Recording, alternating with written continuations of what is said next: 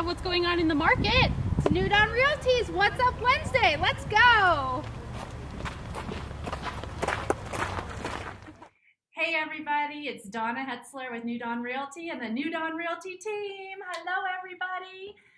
Melanie is not with us today. She is out working, so we miss you, Melanie. And Brian's not with us, but we've got a lot of info to talk about today. I hope you all enjoyed cooking with clients. Young, you did awesome. So great. Thank you. Yes, Thank you, it was everybody. so good. And his son Aiden was there, rolling the kimbap. And I've got some. I had never thought about putting spam Spam. in there. I was like, he's spam? Okay. favorite. Yeah, that was his favorite. So that was really fun. So thank you for joining us and being a part of our Cooking with Clients. We got lots of views and participation, and we love doing this with you. So, all right, we're going to jump in. We've got to talk about appraisals today, because last week we said we were going to share about appraisals and what in the world is an appraisal gap. So who wants to talk about appraisal gaps?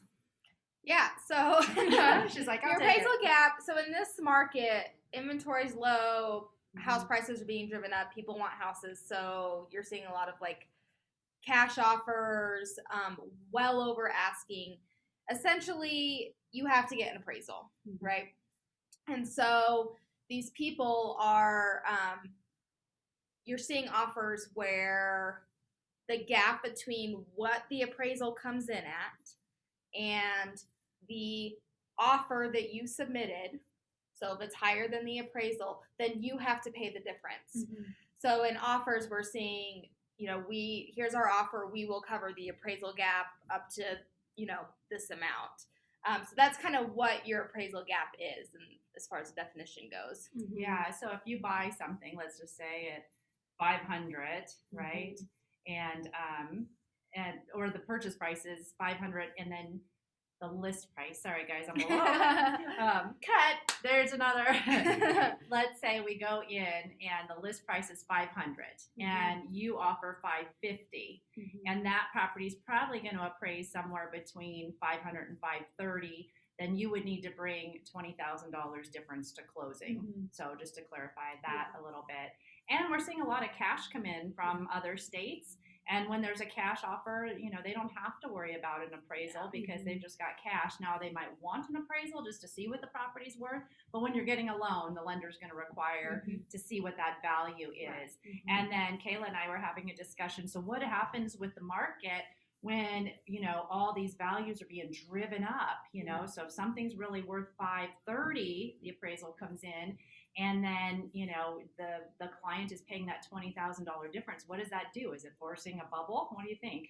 I don't know, because it can be intimidating going into putting an offer in on a home that you're going to be offering considerably over asking. Right. And maybe you don't have a huge amount down payment wise that you can use towards covering that gap. Yes. You just have to really pay attention to what's been selling in that neighborhood when you put in your offer, so you can go in well educated. That way when the appraisal comes back, hopefully you're not surprised. Yes. And you kind of know what you're getting yourself into leading up to that. And B, just so I lost my train of thought there, but See, we just roll with stuff, guys. But just make sure whenever you're putting an offer in on a home that you're going in well educated with the money that you're putting down on the table, because that's what they're going to be paying for. And right now, a lot of sellers are just going for highest and best offer. There's no way around it. There's no other way to really decipher 20 offers that they're putting through unless, you can give them some really great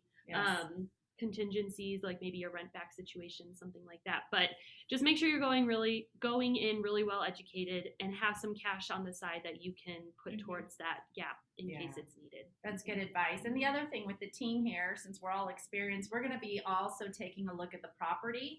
So Young and I were talking about, would you do this? If you were buying a property, would you do it? I think we came up with it kind of depends on the property, right? Yeah, it depends on the property and how much you like and love the property. Right. Yeah, but you still, I don't know, I still don't want to pay Extra. extra over the market price. Right. Because I don't know if you can get the money back later. Yeah. Right. Yeah. No, it's smart. So we're going to be looking at the property as a whole one that I just recently sold, the value is there long term. It was more of a custom type home. And I think in the next year, it's competing with track homes. It's going to hold its value and it's going to do really well. So we're kind of looking at the property, at the market, all those factors are coming into play.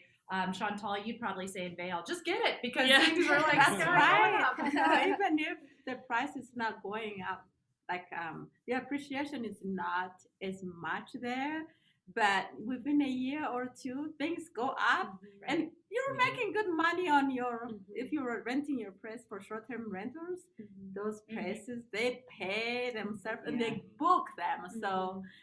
Yeah. Don't wait to buy and wait. Yeah, I love that saying. Let's drive up the mountain. Yeah. And one thing I was going to say, this could be good news, actually prompting people to put their houses on the market when they notice their neighbor have sold their house. You're gonna be kidding me, 700? I think I can sell mine 720. Right. So that may be a good thing to get people to put their houses on the market if they can look at the equity in the home. They say, well, I think we will take that. Yes, I've done that too. I'm like, oh, my neighbor just got that. Maybe I should sell, right?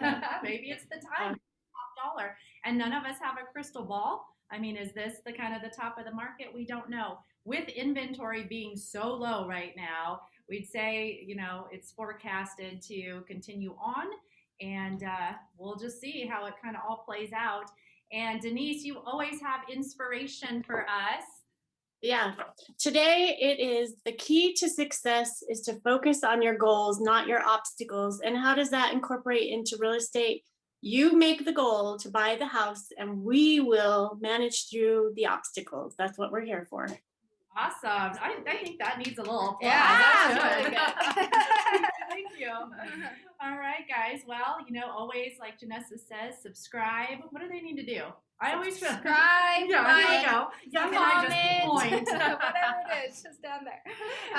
Yeah, we love your support, and we'll see you next week. All right. Bye, guys. Thanks for tuning in.